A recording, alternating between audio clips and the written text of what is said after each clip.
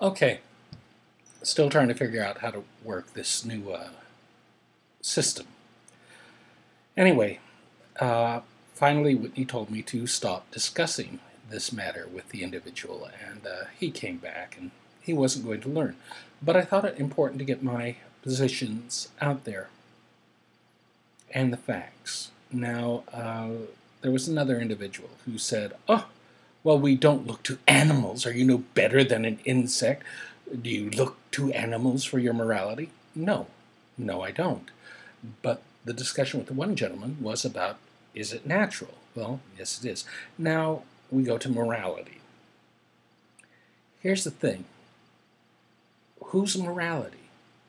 The standard Christian morality as they interpret it? Well, what makes their version better than another version? See, as it's so often been pointed out,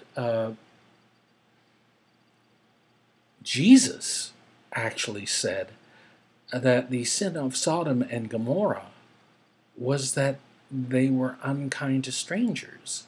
Now, that's what Jesus in the New Testament says. So when I hear somebody saying, well, the sin of Sodom and Gomorrah was that they wanted to rape the angels, it's like, well, that's not what Jesus said, so who's more right, your preacher or Jesus? I mean, the Son of God, as he's considered to be, or some preacher who doesn't know ancient Greek or Aramaic or Latin even. So there's that. I pointed out that in the United States of America, we live in a secular society, whether people like it or not. No religion is given preference, which means, or is supposed to mean, that fundamentalist Christianity doesn't get to dictate what everybody else gets to do. Because who's a fundamentalist Christianity? Southern Baptist? Well, Bill Clinton is a Southern Baptist, and he believes that there should be marriage equality. Okay, Pat Robertson's version? Well, Pat Robertson is entitled to his opinion. But does his opinion include not recognizing divorces? Because that's a pretty big no-no according to the New Testament.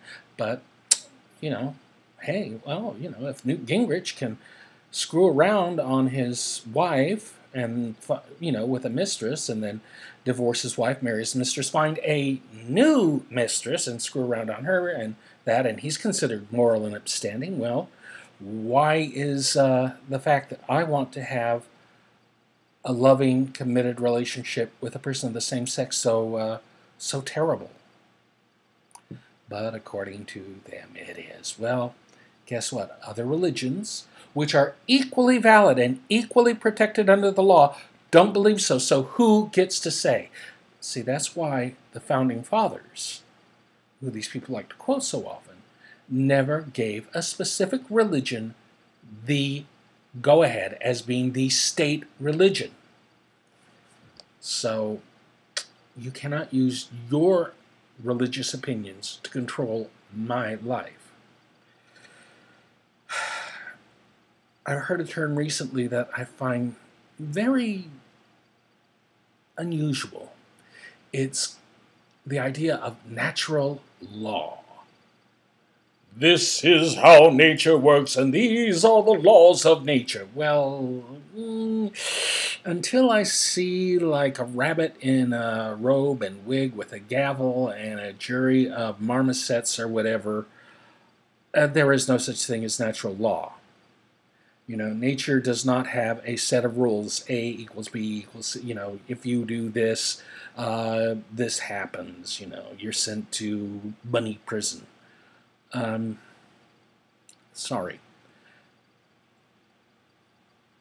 And if there is such a thing as natural law, well, as I pointed out, happens in nature. So, can't use that against us. Now, I've become very fond of a site that's called Waking Up Now. That is a blog by a man named Rob Tassani. And he has some very good points, and I'm going to give you my take on those points in the next bit. And you can take these to use. Mr. Tsasani has put them out. I hope I'm saying his name right. Has put them out for people to use. And I give you free permission to use my version of